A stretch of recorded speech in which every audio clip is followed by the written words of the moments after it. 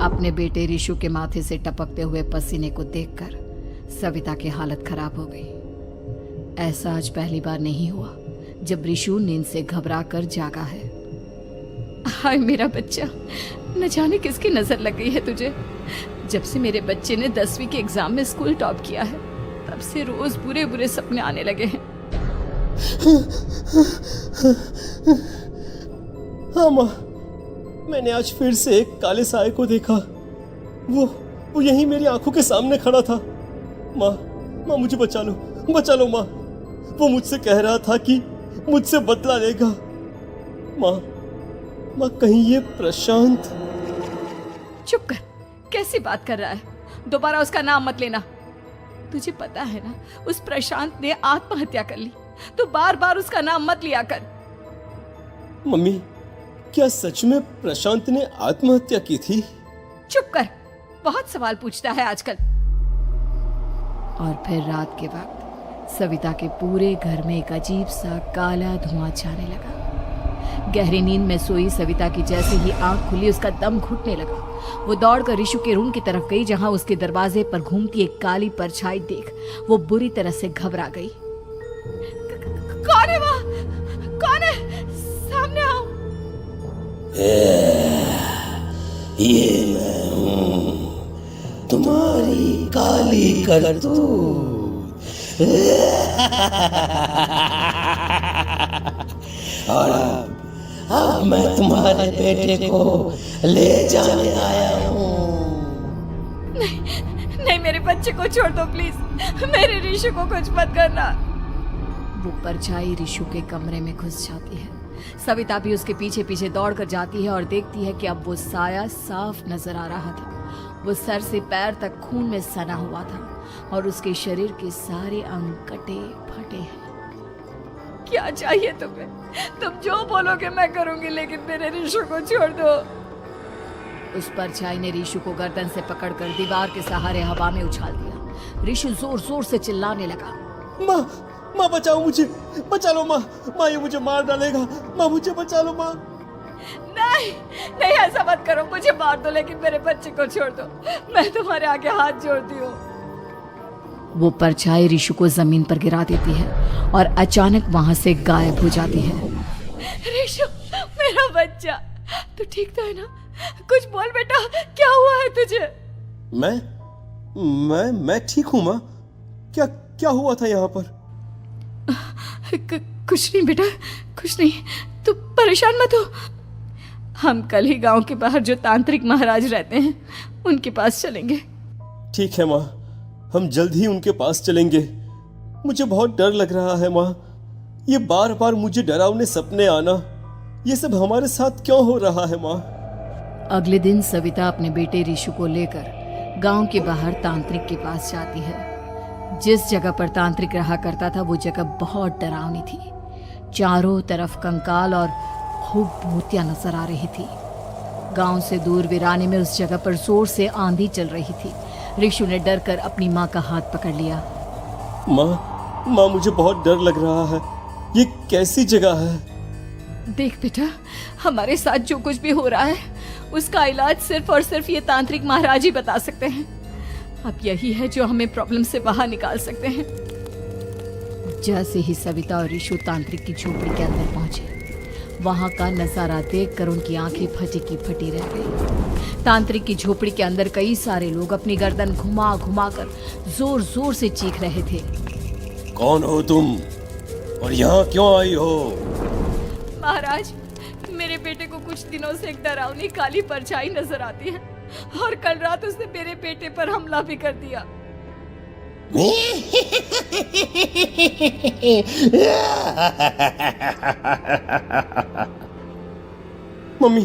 Mummy हमें यहाँ से चलना चाहिए।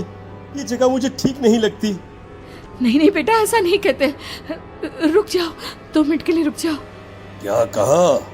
काली परछाई? तुम्हारे बेटे पर किसी काली परछाई ने हमला किया? हाँ महाराज, वो कह रही थी कि वो मेरे बेटे को कुछ कर देगी। कोई उपाय बताइए महाराज, मेरे बेटे के साथ कुछ गलत नहीं होना चाहिए। तुमने किसी दूसरे के साथ गलत किया है तो तुम्हारे साथ भी गलत होकर ही रहेगा। तुमने किसी की जान ली है, किसी को मार डाला है तुमने। नहीं महाराज, मैंने ऐसा कुछ नहीं किया। मैंने किसी की जान नहीं ली। मुझे कोई उपाय बताइए। लगता है तुम इतनी आसानी से नहीं मानोगी। मैं तुम्हें अभी उस काली परछाई से मिलवा देता हूँ और वही सारा सच तुम्हारे सामने लेकर आएगा। सविता और ऋषु ने डर के मारे अपनी आंखें बंद कर ली। तभी अचानक तांत्रिक की झोपड़ी में अजीबोगरीब आवाजें गूंजने लगी। सविता और ऋषु बुरी तरह से कांप रहे थे। आंखें खोलो और अपने सामने देखो।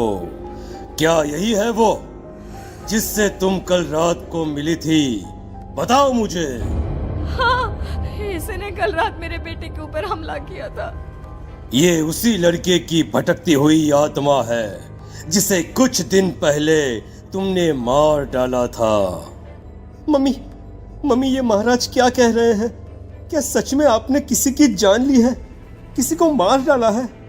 अगर हाँ तो बताइए ना मम्मी, किसको मारा है आपने? किसको? तुम्हारी माँ इतनी आसानी से सच नहीं बताएगी बेटा। इसने एक बच्चे की जान ली है। कहीं उसका नाम प्रशांत तो नहीं महाराज? वो मेरा दोस्त है, मेरा मतलब मेरा पड़ोसी है। सही पहचाना। देखा सविता, तुम्हारा खुद का बेटा भी जानता है कि तुमने किसी के प्राणों की बलि चढ़ा दी और इसीलिए अब उसकी बुरी आत्मा तुम्हारे घर में भटकती है। मुझे माफ कर दीजिए महाराज, मुझसे बहुत बड़ी गलती हो गई। प्रशांत हमारे पड़ोसी का बेटा था। हर बार उसके नंबर मेरे बेटे से ज्यादा आते थे और इसलिए मैंने उसके कमरे के बाहर काला जादू किया था, पर मुझे नहीं पता था कि वो मर जाएगा। तुम्हारे उसी काले जादू वाली गुड़िया के अंदर एक बुरी आत्मा थी जिसने उस बच्चे के दिमाग पर बुरा असर कर दिया और उसी की वजह से उस लड़के ने अपनी बालकनी से कूदकर आत्महत्या कर ली। इसकी वजह सिर्फ और सिर्फ तुम हो, तुम। नहीं महाराज, जो कुछ भी हुआ मुझे नहीं पता था कि प्रशांत अपनी जान दे देगा। प्रशांत की आत्मा इस वक्त तुम्हारे सामने खड़ी है, हमसे बात करना चाहती है। बोलो क्या कहना चाहते हो? मैं जीना चाहता था, बड़ा होकर कुछ बनना चाहता था। आपके बेटे से मुझे कोई परेशानी नहीं थी। अरे वो तो मेरा अच्छा दोस्त था।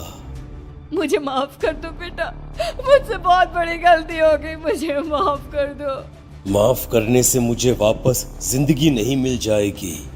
मेरे माँ बाप आज भी मेरे लिए रोते हैं। आपने मेरे साथ बहुत गलत किया है, बहुत गलत।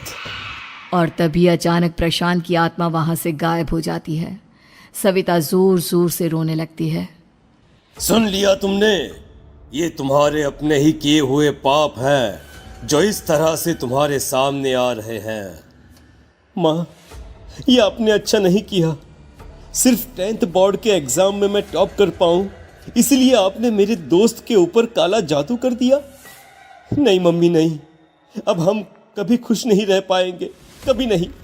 मेरे दोस्त की आत्मा को कभी शांति नहीं मिलेगी मम्मी, कभी नहीं। लेकिन मैंने जो कुछ भी किया सिर्फ तुम्हारे लिए किया। वो लड़का हमेशा फर्स्ट पोजीशन पर आ जाता था और इस वजह से हमेशा तुम्हारे मार्क्स कम पड़ते थे। मैंने तो सिर्फ उस पर एक छोटा सा काला जादू किया था बेटा। मुझे क्या पता था कि उसका ये नतीजा निकलेगा।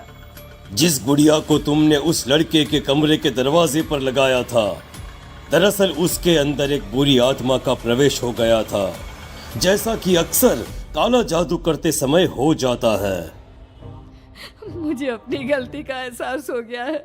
मैं प्रायश्चित करना चाहती हूँ, आप बताइए मैं क्या करूँ? प्रशांत के घर जाकर उस काली गुड़िया को वहां से निकालकर यहाँ लेकर आओ। मैं उसे आग में जलाकर राख कर दूंगा और उसके बाद प्रशांत की आत्मा को हमेशा के लिए मुक्ति मिल जाएगी। अगली रात सविता चुपचाप अपने पड़ोसी प्रशांत के घर जाती है। प्रशांत के माँ बाप प्रशांत की मौत के बाद उस घर को छोड़कर हमेशा के लिए वहां से चले गए थे। जैसे ही सविता उस घर के अंदर कदम रखती है, उसका सामना अजीबोगरीब हैवानियत से भरी आवाजों से होने लगता है। ऐसा लग रहा था जैसे कोई बुरी तरह से चीख रहा हो। सविता जैसे ही प्रशांत के कमरे के बाहर पहुंचती है, वहां पर लटकी हुई गुड़िया के शरीर से खून टपकने लगता है। ये क्या हो रहा है? इस गुड़िया के शरीर से खून क्यों टपक रहा है? सविता हिम्मत करते हुए उस गुड़िया को वहां से उतारने की कोशिश करती है, लेकिन तभी अचानक से बहुत भयानक दिखने वाली औरत उसकी आंखों के सामने आकर खड़ी हो जाती है। मैं यहाँ से कहीं नहीं जाऊंगी, और अगर तूने मुझे यहाँ से हटाने की कोशिश की तो मार डालूंगी मैं तुझे। नहीं नहीं, मुझे तुम्हें यहाँ से ले जाना ही होगा, नहीं तो मेरा बेटा, उसकी जान को खतरा है। मैं तुम्हें नहीं छोड़ सकती। अगर तुम्हारे अंदर हिम्मत है तो मुझे इस घर से बाहर ले जाकर दिखाओ। और ऐसा कहकर वो औरत सविता के ऊपर हमला कर देती है और उसे हवा में उछाल उछाल कर जमीन पर पटकती है। लेकिन तभी अचानक मौका देखकर सविता अपने हाथ में ली हुई सुई उसके हाथ में चुभो देती है। हाथ में सुई लगते ही वो औरत जमीन पर तड़पने लगती है। ये क्या किया तूने? ये क्या कर दिया? तुझे ऐसा नहीं करना चाहिए था। तांत्रिक ने मुझे कहा था कि तुझसे जीतने का सिर्फ यही एक तरीका है जिससे मैं अपने पापों का प्रायश्चित कर सकती हूँ और अपने बेटे की जान बचा सकती हूँ। और उसके बाद वो डरावनी दिखने वाली औरत एक छोटी सी जादुई गुड़िया में तब्दील हो गई और सविता ने उसे ले जाकर तांत्रिक को दे दिया। तांत्रिक ने जादुई गुड़िया को आग के हवाले कर दिया।